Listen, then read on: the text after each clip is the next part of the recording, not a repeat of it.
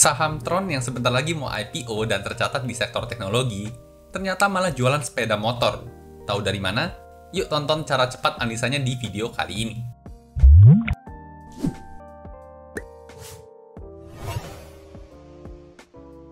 Halo dan selamat datang kembali channel saya Jonathan Tamrin. Buat teman-teman yang baru pertama kali nonton di channel ini, saya sharing hal-hal seputar saham dari sudut pandang fundamental. Ada analisis saham, ada mindset investasi, dan ada update berita terkini. Jadi buat teman-teman investor, boleh banget nih, diklik tombol subscribe dan nyalakan lonceng notifikasinya, biar nggak ketinggalan update-update video berikutnya. Kebanyakan dari teman-teman investor mungkin merasa sulit nih analisa saham IPO, karena buat analisanya biasa harus buka prospektus perusahaannya dulu, yang isinya biasanya sampai beratus-ratus halaman. Padahal kalau kita tahu cara cepatnya, sebenarnya analisa saham IPO itu cuma butuh waktu nggak sampai 25 menit. Bahkan kalau udah lancar, kita bisa di bawah 20 menit aja. Nah, dengan waktu singkat itu, kita bakal udah tahu seluk-beluk perusahaan, kondisi fundamental, dan valuasi sahamnya buat tentuin saham ini layak koleksi atau enggak. Bahkan sampai yang aneh-aneh, kayak perusahaan teknologi tapi jualan sepeda motor ini.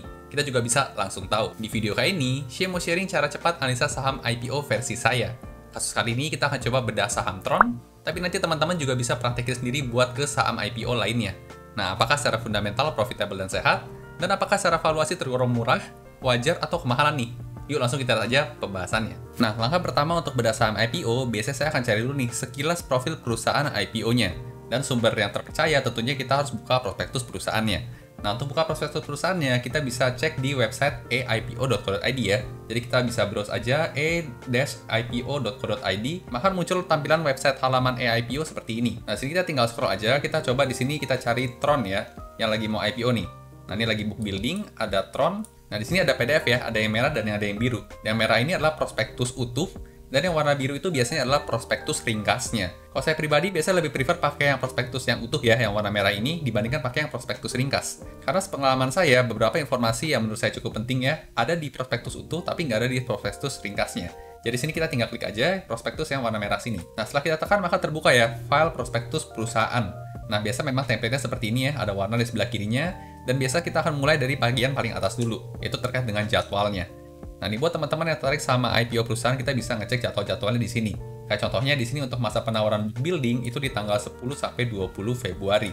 Untuk efektifnya sendiri tanggal 24 Februari, dan ada perkiraan masa penawaran umum dan perdana saham. Ya, di sini tanggal 28 Februari dan tanggal 3 Maret. Jadi teman-teman setelah analisa prospektusnya dan mungkin tertarik untuk ambil IPO-nya si Tron ini, teman-teman bisa ikut pesan IPO-nya di tanggal 28 Februari sampai tanggal 3 Maret di website EIPO tadi. Lalu di sini juga ada perkiraan tanggal penjatahannya ya. Jadi nanti di 3 Maret ini teman-teman bakal tahu nih dapat jatah berapa persen dari total allotment teman-teman. Kemudian sahamnya sendiri bakal masuk ke portofolio teman-teman tanggal 6 Maret nih 2023. Di sini ada tulisannya perkiraan tanggal distribusi saham dan waran seri 1. Jadi ternyata Tron ini juga membagikan waran nih. Jadi beli saham bonus warannya juga. Kemudian terakhir tanggal yang penting juga yaitu tanggal penceratan sahamnya nih. Nah, untuk Tron ini dicatatkan tanggal 7 Maret tahun 2023. Berarti nanti tanggal 7 Maret kita sudah bisa jual beli sahamnya di bursa seperti saham-saham lainnya. Nah, di sebelah kanan sini juga ada tanggal-tanggal penting terkait dengan aktivitas waran satunya, tapi saya skip di sini karena biasanya IPO nggak selalu membagikan waran ya, kebanyakan ya sahamnya aja. Nah, di sini kalau teman-teman lihat untuk prospektus Tron ini ada 306 halaman ya, jadi banyak banget, tapi nggak usah takut karena kita nggak perlu lihat semuanya. Kita cuma butuh lihat ringkasannya aja, tapi jangan sampai yang terlalu ringkas, karena kalau terlalu ringkas, berapa informasi penting itu nggak bisa kita dapetin. Nah, ringkasan yang terlalu ringkas itu bisa kita lihat contohnya di halaman 1 ini ya. Jadi ketika kita scroll ke bawah, kita langsung disajikan dengan ringkasan prospektus perusahaan. Cuman yang di halaman 1 ini menurut saya terlalu ringkas sekali. Jadi di sini kita bisa lihat ya, penawaran umum perdana saham hanya ada 4 paragraf. Nah, 4 paragraf ini merupakan ringkasan dari keseluruhan prospektus yang berisi 306 halaman. Jadi menurut saya ini sangat terlalu ringkas sekali. 306 halaman dijadikan 4 paragraf aja. Jadi bisa saya prefer nggak baca yang di sini. Saya lebih prefer baca yang di bawahnya lagi. Jadi kita bisa scroll lagi, lanjut ke bawah.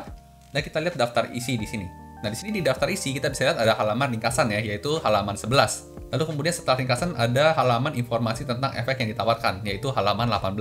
Nah, biasanya saya akan fokus membaca ringkasan yang di sini aja nih. Jadi nggak perlu terlalu detail ya, sampai ke 300-an halaman, dan juga nggak terlalu ringkas seperti halaman yang di pertama tadi. Nah, di sini kalau kita hitung aja ringkasan itu di halaman 11 dan terakhir itu di halaman 18. Jadi kurang lebih ada 7 halaman yang perlu kita teliti lebih lanjut. Nah, kita tinggal klik aja ya di sini. Nah, setelah diklik, maka kita akan langsung dibawa ke halaman ringkasan tadi. Nah, sekarang baru kita akan mulai baca satu persatu ya. Yang pertama adalah keterangan singkat mengenai perseroan. Nah, di sini ada 3 paragraf, dan menurut saya juga nggak perlu dibaca semuanya. Ambil yang pentingnya aja, kayak contohnya di sini. Didirikan di Indonesia tanggal 7 Januari tahun 2011. Nah, berarti perusahaan ini sudah berdiri sejak tahun 2011 nih. Dan untuk IPO di tahun 2023 ya. Nah, selanjutnya yang penting lagi kita bisa lihat ya, contohnya di paragraf yang ketiga di sini. Entitas bergerak dalam bidang usaha perdagangan, aktivitas pengolahan data, aktivitas konsultasi, aktivitas manajemen, pemrograman komputer, dan platform digital serta periklanan. Perseroan berkedudukan di Jakarta Utara. Jadi kantornya di Jakarta Utara, dan dari bidang usaha yang didaftarkan yaitu meliputi terkait dengan IT ya, benar ya, perdagangan, aktivitas pengolahan data, dan sebagainya. Nah, lanjut ke poin yang nomor 2, yaitu terkait dengan struktur permodalan dan struktur pemegang saham perseroan. Ini adalah konteksnya sebelum IPO ya. Kita bisa lihat nih, komposisi pemegang sahamnya ada siapa aja. Nah, sebelum IPO, ternyata Tron ini dimiliki 99,8% oleh PT Daya Kemilau Nusantara Investama. Dan ada dua lagi ya, Tuan David Santoso dan Tuan Rudi Gunawan Setiawan, yang masing-masing persentasenya di bawah 1%. Nah, ini adalah kondisi sebelum IPO. Kemudian poin yang ketiga, yaitu kegiatan usaha dan prospek usaha perseroan. Nah, di sini ada satu paragraf ya, kegiatan usaha, yang sebenarnya isinya sama aja kayak di bawahnya. Jadi ini kalau teman-teman baca, sebenarnya isinya sama dengan ini nih, A dan B ini. Nah, di sini kita bisa coba lihat, yang A, kegiatan usaha utama, yang ada 4 ya, aktivitas pemrograman komputer lainnya. Lalu kemudian pemrograman berbasis kecerdasan artifisial, konsultasi dan perancangan Internet of Things, dan yang keempat, konsultasi komputer dan manajemen fasilitas komputer lainnya. Nah, jadi kalau kita lihat semuanya berkaitan dengan IT ya. Lah, tadi katanya di awal jualan sepeda motor, mana sepeda motornya gitu ya. Nah, jangan lupa, selain kegiatan usaha utama, perusahaan juga punya kegiatan usaha penunjang nih. Nah, kalau kita coba lihat satu persatu, yang pertama adalah pedagang besar komputer. Oke, masih terkait dengan IT. Pedagang besar piranti lunak masih terkait dengan IT. Lalu kemudian portal web masih IT ya. Perdagangan besar atas balas jasa fee atau kontrak. Penerbitan piranti lunak masih IT. Nah, selanjutnya dari nomor 6 nih mulai menarik nih. Perdagangan depannya judulnya. Perdagangan besar peralatan telekomunikasi. Berarti dagang ya, jualan alat-alat telekomunikasi. Lalu kemudian perdagangan besar mesin, peralatan dan perlengkapan lainnya. Jualan mesin juga. Lalu perdagangan besar sepeda motor baru, jualan sepeda motor baru. Lalu kemudian jual sepeda motor bekas juga, jual suku cadangnya dan aksesorisnya, dan jual juga suku cadang elektroniknya. Lalu kemudian 12, 13, 14 nih terkait dengan IT. Nah, jadi nggak salah ya, ternyata perusahaan juga jual sepeda motor. Nah, ini hal-hal seperti ini biasanya nggak muncul di prospektus yang ringkas ya. Dan hal-hal seperti ini yang biasanya luput nih dari pengamatan investor yang nggak baca prospektus. Meskipun sayangnya di sini nggak ada persentasenya ya. Ini jualan motor persentasenya berapa persen nih dari total pendapatan perusahaan, itu saya cek nggak ada. Cuman kalau cek di sini memang judulnya kegiatan usaha penunjang harusnya lebih kecil dibandingkan usaha utama, tapi nggak tahu persentasenya ya. Bisa aja ternyata 20, 30, 40 persenan juga. Nah, lanjut ke bagian bawah, poin keempat, ada bagian prospek usaha. Nah, jadi teman-teman kalau baca prospektus, itu teman-teman nggak perlu menganalisa makroekonomi sendiri, kira-kira terka-terka kondisi prospek usaha ke depannya gitu ya, karena manajemen sudah memberikan analisanya di sini. Lanjut ke poin selanjutnya, di bawah ada penawaran umum perdana saham. Nah, ini informasi yang penting ya, dan cukup ringkas juga.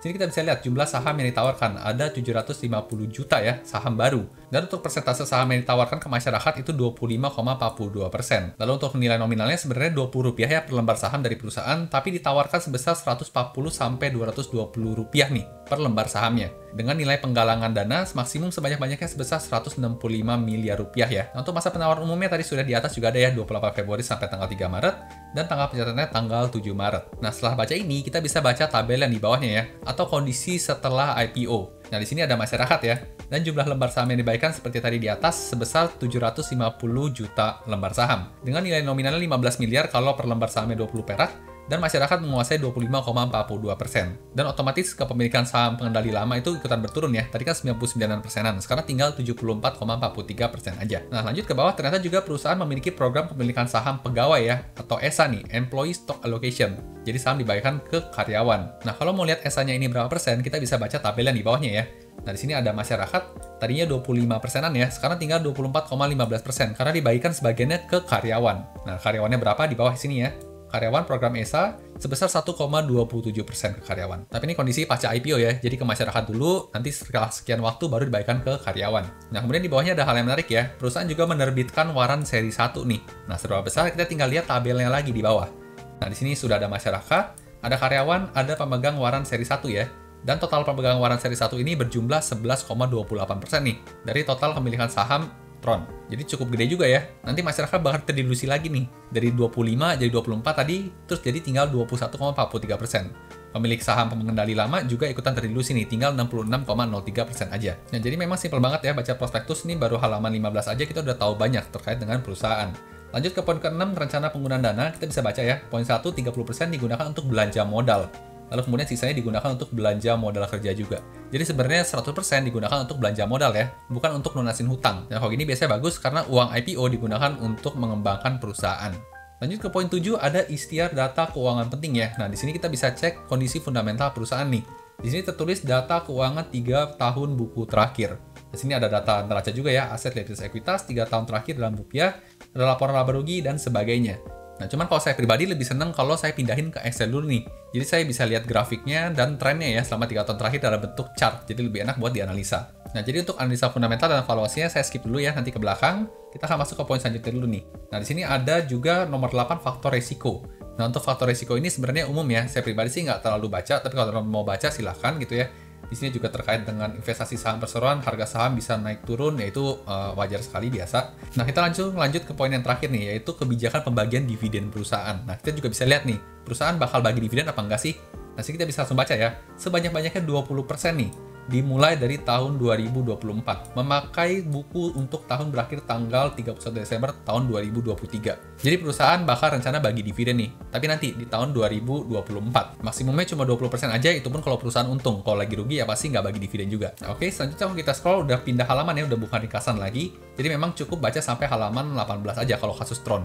Jadi memang cukup baca ringkasannya aja, nggak perlu baca semuanya. Kita udah tahu banyak terkait dengan perusahaan. Sekarang kita akan coba bedah kondisi fundamental dan valuasinya ya. Nah, biasanya saya pindahin ke Excel saya seperti ini. Saya biasa sebut file Excel ini RDFE. Nah, buat teman-teman yang belum tahu, RDFE merupakan singkatan dari Rekap Data Fundamental Emiten. File ini merupakan file Excel yang saya buat sendiri untuk memudahkan saya analisa saham tentunya. Berisi rekap data fundamental inti semua emiten termasuk saham IPO ya, selama 5 tahun terakhir. Seperti contohnya sih data profitabilitas, ada revenue, gross profit, operating profit, net profit, ada data neraca juga, aset, ekuitas, dan liabilitas, dan data arus kas juga, seperti yang from operation, investment, dan financing, beserta rasio-rasio penting untuk analisa fundamental lainnya. Nah, tentunya untuk saham IPO, saya ngambil data-datanya dari laporan prospektus yang tadi ya. Nah, sini untuk saham IPO saya beri warna kuning, jadi kita bisa filter ya warna kuning. Nah, sini sudah ada Tron nih. Dan data-datanya saya ngambil dari prospektus yang tadi barusan kita lihat bareng-bareng. Nah, just info juga buat teman-teman, untuk file RDFE yang update kuartal 4 ini sudah rilis ya. Buat teman-teman yang tertarik, nanti detailnya ada di belakang. Sekarang kita mau pakai buat menganalisa IPO Tron dulu. Nah, buat mulai analisanya, kita tinggal pindah aja ke sheet yang grafik historis di bawah sini. Nah, kita tinggal ganti aja ya pada sahamnya Tron yang kita mau coba analisa. Nah, maka langsung muncul nih sebuah data fundamental perusahaan selama 5 tahun terakhir. Nah, di sini kita bisa mulai lihat ya, untuk bagian profitabilitas dulu, ada revenue, gross profit, operating profit, dan net profit selama 5 tahun terakhir, dan dalam miliar rupiah. Untuk data tahun terakhirnya juga sudah disetahunkan ya, jadi kita bisa compare langsung dengan tahun sebelumnya.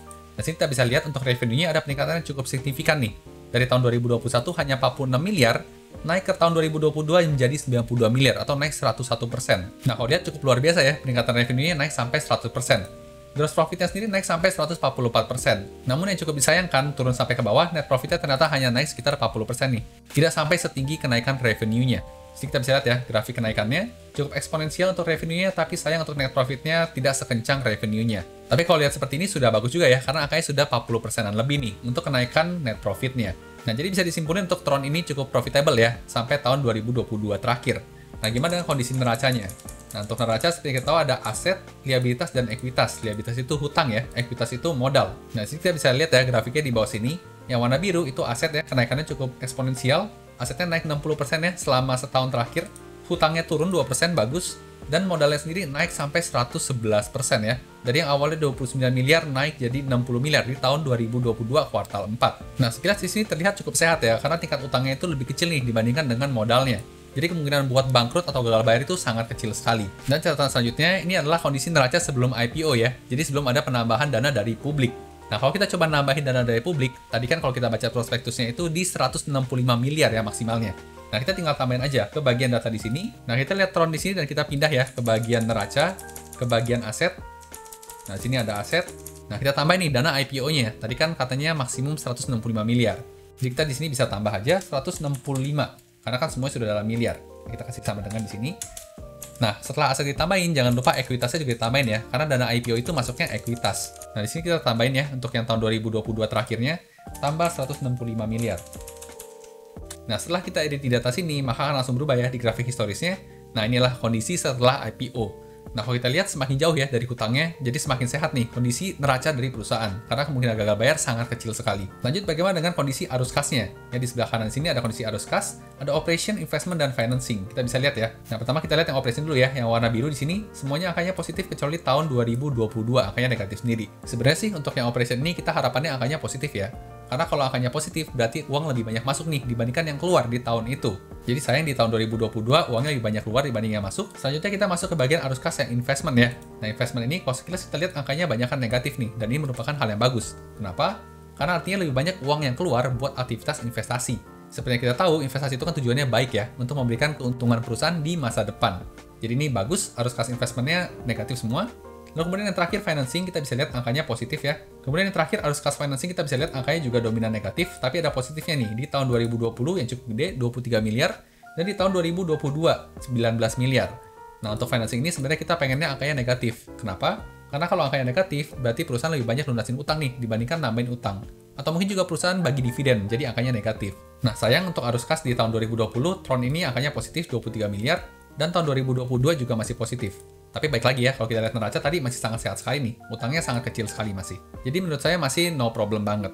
Nah, lanjut ke bagian margin ya. Kita pindah ke bagian profitability margin. Nah, di sini kita bisa analisa ya. Ternyata perusahaan ini secara margin itu agak naik turun. Dan posisi terakhir itu untuk gross profit margin di angka 41%. Jadi ini bagus untuk gross profit marginnya, operating profit marginnya hanya 14%, dan sayangnya net profit marginnya hanya tinggal 10% nih. Nah, dengan melihat gap yang cukup besar di sini, bisa kita simpulkan kalau ternyata biaya operasional perusahaan itu cukup besar ya. Beban operasionalnya sendiri bisa mencapai hampir 30% dari total revenue-nya. Ya, jadi disayangkan apalagi kondisi tahun 2021 itu net profit marginnya 15% turun ke tahun 2022, tinggal 10%. Nah, lanjut bagaimana dengan kondisi ROE-nya atau return on equity-nya? Nah, sini juga ada bagannya ya, selama 4 tahun terakhir ya, dari tahun 2019. Nah, ternyata angkanya cukup anomali ya, di tahun 2021 angkanya mencapai 23%, tapi di tahun 2022 drop tinggal 4%. Nah, ini kenapa bisa drop signifikan seperti ini? Jangan lupa tadi kan perusahaan IPO ya. IPO itu kan menambah dana di ekuitas, jadi ROE-nya pun juga ikutan berubah. Kalau kita mau lihat kondisi sebelum IPO, berapa ROE-nya, kita tinggal balik lagi ya. Kita hapus data yang 165 miliar tadi di sini. Kita hapus. Lalu untuk bagian asetnya juga jangan lupa dihapus ya di sini. Ya. Nah, kita balik lagi ke grafik historis, maka langsung muncul kondisi ROE sebelum IPO, ya, kondisi aktual yang saat ini. Jadi sebelum IPO, ROE-nya itu juga ternyata mengalami penurunan ya, dari 23% tinggal 16% aja. Ya, meskipun tergolong tinggi ya, di atas 15%, tapi sayangnya trennya mengalami penurunan. Nah, lanjut kita ke rasio hutang terhadap modal atau rasio DER ya. Nah, ini adalah tren selama 4 tahun terakhir. Nah, kalau kita lihat, angkanya sangat bagus sekali ya, semua angkanya di bawah 1. Dan kecenderungannya itu di bawah 0,5 ya.